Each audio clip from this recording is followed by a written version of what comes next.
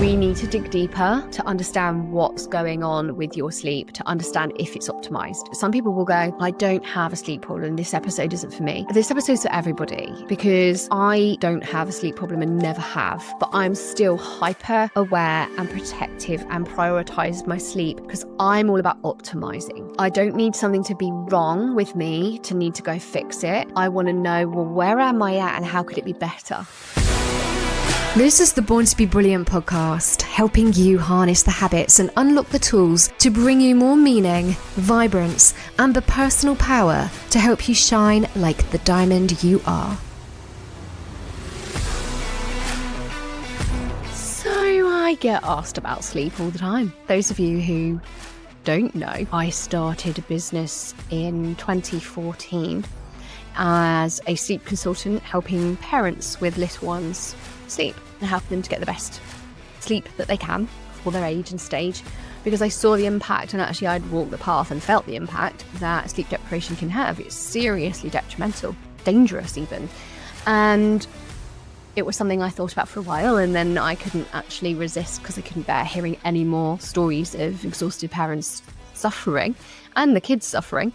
So anyway, I started this business. I was obsessed about the topic anyway, as I am about human behaviour, and it's all behavioural based. I didn't do anything I was nothing medical. I know how to spot, and I did lots of training, and I did clinical training, but I didn't use that clinical training. I would just know when to refer somebody to a medical expert. But anyway, I built the business, and long story short, over more than a decade, and it is still a great business to this day. I ended up franchising it, and we have franchisees consulting all over the world. In fact, my first book went out in 2015. So gosh, it really does feel like a long time ago. So if those people that don't know the backstory, yeah, I'm a sleep expert, and it's become more and more interesting because I get asked more and more about this by entrepreneurs, by business owners, and how I can help them with their sleep. And whilst I always worked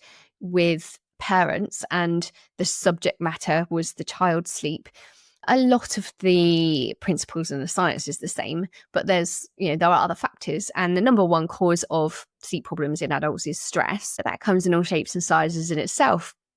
So yeah, further fascination in behavior and stress management and recovery and all of those things. Absolutely, it's a fundamental pillar of our well-being and of our success, because if we're working all the hours not getting regular and healthy sleep, and we're suffering, and our bodies are suffering, and our health is suffering, our relationships will suffer, and our business will suffer, and our bottom line will too.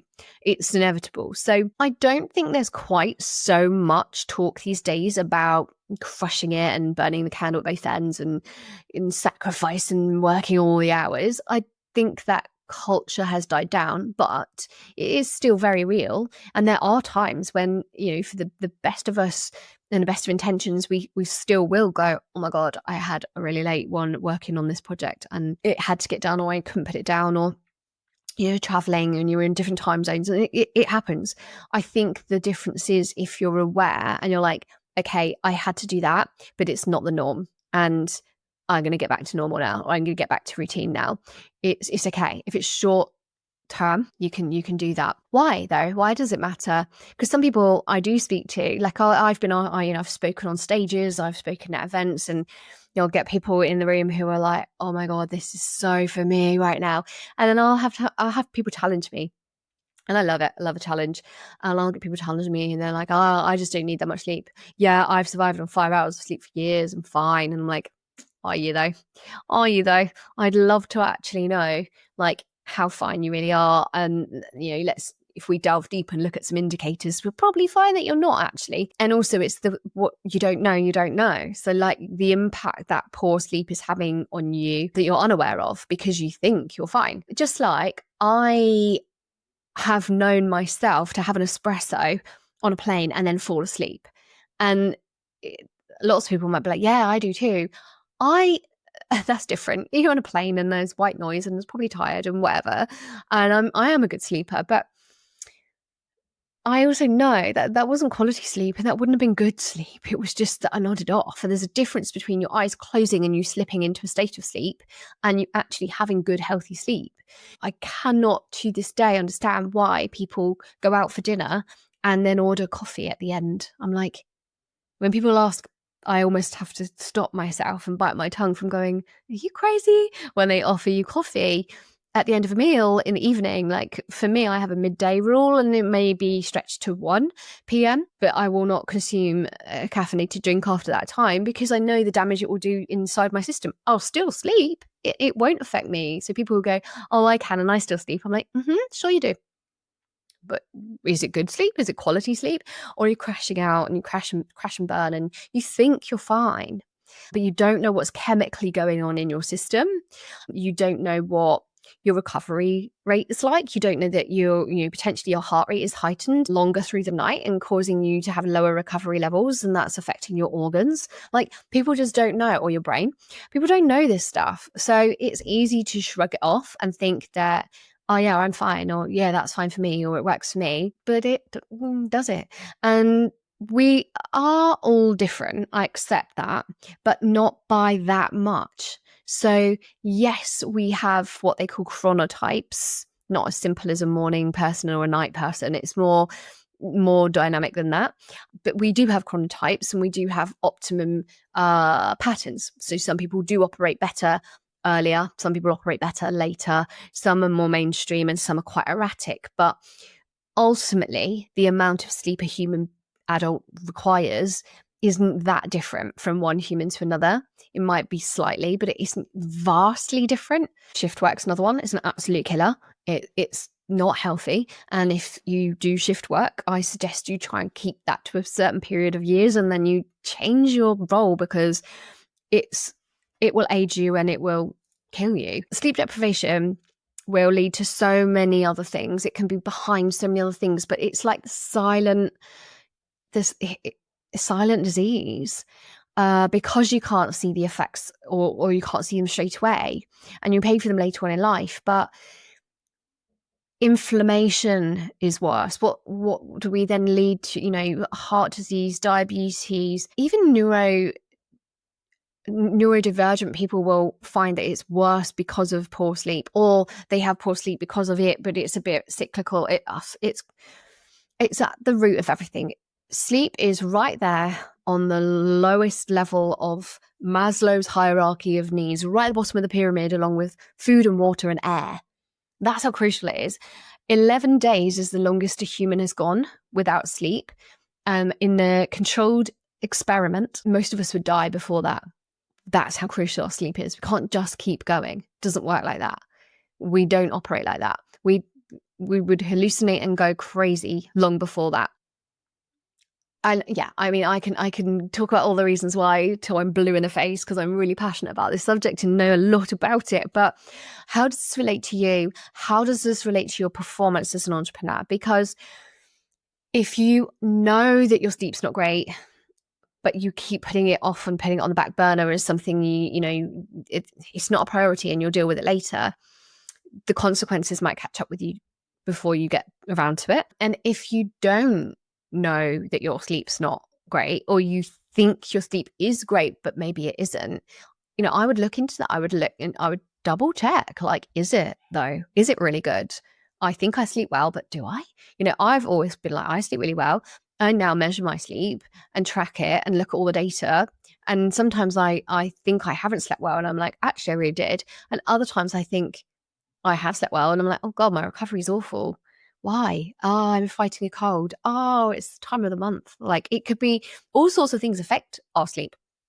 But when we're aware, we can protect it. We can carve out optimal time for it. We can do all the things to help to optimize it to the best of our ability. And there are some things that are outside of our behavioral control. There are times when medication can play a part as a help or a hindrance. But I certainly wouldn't advocate medication as a solution to poor sleep as a first port of call. There's a place for it. There's, like all things, there's a time and a place, but there are so many things I would address first before resorting to that. Pains me when I hear that kids put on melatonin and they they haven't even touched the surface of what they could do to improve that little one's sleep. Hopefully I've got across the importance of why when we deprioritize sleep as entrepreneurs and we prioritize that one more email or that project or staying up late or whatever, it affects our performance as well.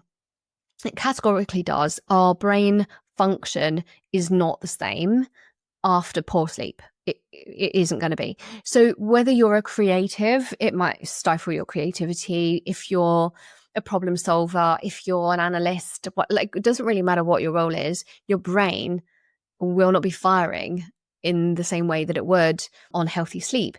And if worse still, you're relying on caffeine to kickstart you and to kickstart your brain, that's even worse, because it's like you're just throwing bad after bad. Do you know what I mean? You're like sticking a band-aid over it. And even that's a short-lived kick. That, have you ever seen that? I saw an image and it showed like spider webs spun by spiders that had different chemicals, and the one with caffeine was like the most erratic thing you've ever seen. And I was like, wow, that's what the caffeine is doing to the brain. So I like an occasional coffee. I'll only ever have one. I'm really sensitive to caffeine, so it doesn't really work for me to have more than that. But if you feel that you are really reliant on it, like, ask yourself, like, how is your sleep? And if you're like, oh, well, it's great, I fall asleep, no problem, but I wake up at 4 o'clock in the morning, or I wake up at 3, or, if you wake up in the night and you feel almost stressed or really busy brained, or like, yeah, I wake up and like, that's when all the things come flooding to my mind. It's like, that's your nervous system dysfunctioning. That's like a dysregulated nervous system. And you need healthy sleep to regulate that nervous system, which all these things, your brain, your health. And so stressors that are inevitable in entrepreneurship, in fact, probably more so in entrepreneurship than any other work, stress is inevitable, but your ability to manage it, your ability to function with it in the passenger seat is going to be entirely different. If you're sleep deprived, you're going to struggle with you may struggle with the stress itself, like processing it, but your response to stressors will be different. So your nervous system is going to stay heightened in fight or flight or wherever it is. It isn't going to be in calm. You're not going to be able to come at things from a calm, rational place. Something I often talk to teenagers in this way is, and those of you that have read the chimp paradox will have an idea of what I'm talking about here, but in terms of the brain and the way it works, I say that it's like, if we're not well rested, our prefrontal cortex, the human brain, the thinking part of our human brain head, is too tired. It's so tired that it's like weary and it's not firing up. And so the limbic brain, or the chimp brain, kicks in to take over and go, right, I've got this. I can keep going because I'm a chimp, and it will run the show.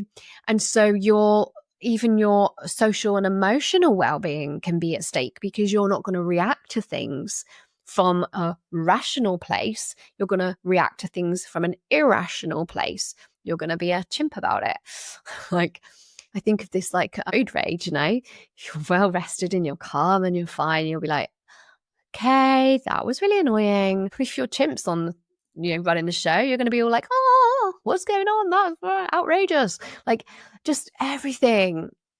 So socially and emotionally, that's going to affect you. Now, how does that then impact you in business? How does that then show up with how you deal with clients or customers or challenges? Because challenges come up every day, right? It could be suppliers, it could be team members, it could be networking, it could be new relationships you're trying to forge. Aren't you going to show up better as a well-rested human coming from your rational brain? And so I speak on stages, and I know that if I'm well rested, I will always get up there, and then it will flow, and it will come out right, and it will be fine. And some of my most intelligent words will just flow, and I'll be like, oh, yes, I'm on fire. If I'm tired, I know that I'm going to trip myself up. I'm going to lose my thread. I'll be like, wait, oh my God, I'm going to forget what I was saying. Like, all because my brain is too scattered and worn out and tired. And that, that comes from more than just sleep. It is sleep, it is stress management, and it is recovery. It is regulating the nervous system, it's all of those things. But sleep's literally at the heart and soul of that. And so, yeah, I can't emphasize enough how important this is. It's got to be a priority. I feel that I'm talking to entrepreneurs, but this is every human being.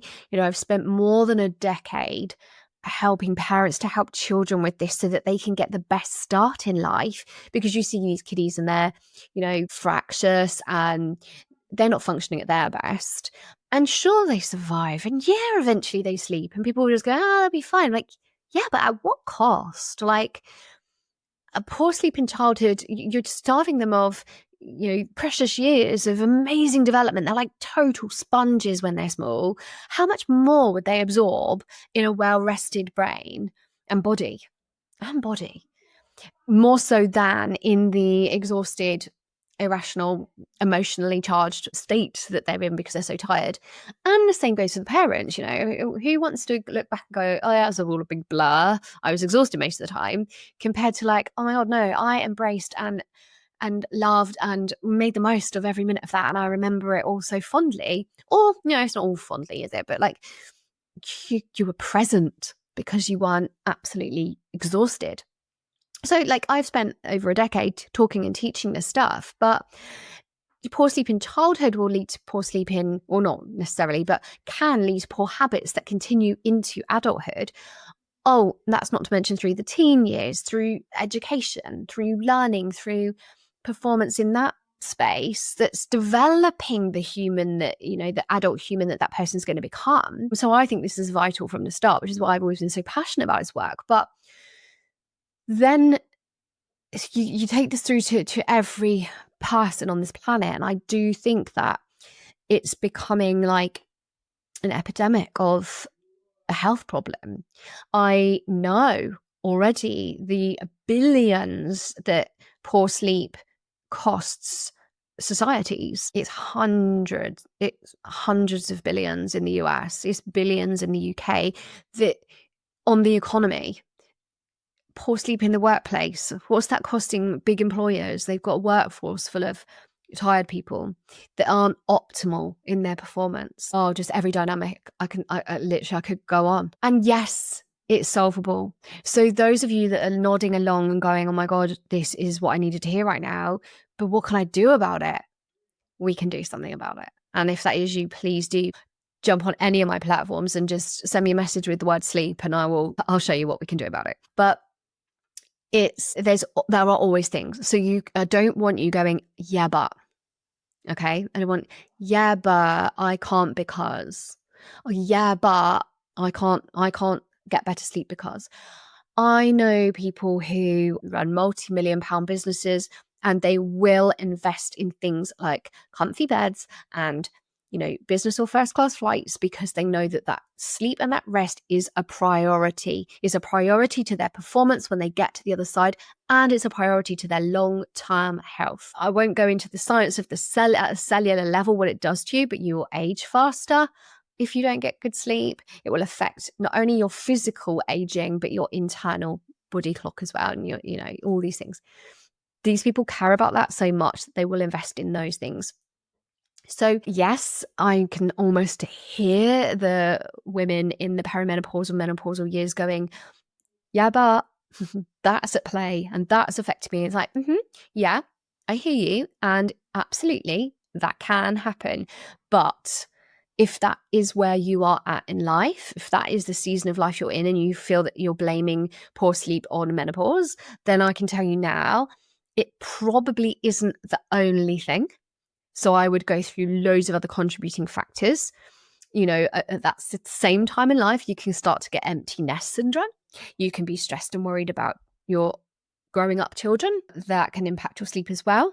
Sometimes diets do change, but also you may be carrying stresses that are impacting your sleep as well. But yeah, very real. Hormones, hot flushes. That's one of the most common ones, to be honest. With sleep disturbances and menopause, it largely can be that the hot flushes are creating those night sweats, and you're waking up because you're hot.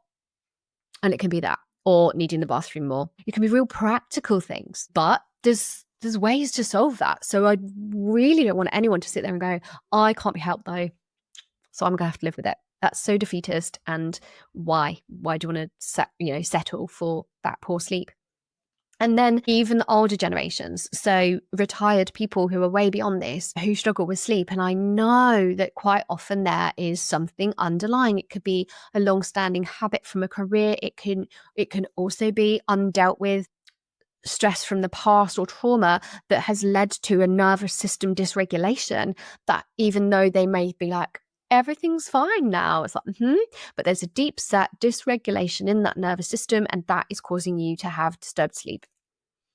So we can, if we can delve in and uncover why the sleep isn't where it ought to be, the obvious things that I think are so obvious. So, but forgive me if you're like, I didn't know that, like, then great if I give you a bit of wisdom. But I think obvious things are things like blue light and screens, and when you eat and when you exercise, and all your different hormone levels of enhancing melatonin production by making sure that you are doing the right things at the right time of day. Like, all of that stuff is the basics, and I can give you all of that. But we need to dig deeper to understand what's going on with your sleep, to understand if it's optimized. I would also urge you to some people will go, I don't have a sleep problem, this episode isn't for me. This episode's for everybody, because I don't have a sleep problem and never have, but I'm still hyper aware and protective and prioritize my sleep, because I'm all about optimizing. I don't need something to be wrong with me to need to go fix it. I want to know, well, where am I at and how could it be better anyway, in terms of like health pillars. So if you are like me and you're all about self-optimization at a sort of biohack level, then look at this and consider how your sleep ought to be. If you perpetually wake up at 5 o'clock in the morning and you're buzzing, is that because you're some powerhouse entrepreneur, or is it because your sleep is not right? And especially if that's after staying up late as well. If you're not getting 7 hours sleep every single night, I want you to look at this. I'm a 9-hour person. Don't always get my 9 hours. I'm not happy with myself, and I feel like I'm below par if I don't get 7. But 9 is my preference. My body would like 9, and when I get 9, I'm at my best. So there are nuances, of course, and I have the skills to uncover those with you. So like I said, find me on any of my platforms and just drop me a message with the word sleep. I'll know that this is what you want to talk about, and I will share with you what I can to point you in the right direction and help you with yours. But please don't ignore this, guys, because this is it's a really important part of your performance. It's a part of your performance excellence, which is what I stand for. You're being able to go out there in the world and show up as your best possible you, doing the work in the world that matters, making the impact that you want to make, requires you to be at your best. And this is one of the really, really key pieces that is so often overlooked. I'll see you next time. I hope you enjoyed this episode, and remember, go out there and shine your light bright, because you were born to be brilliant.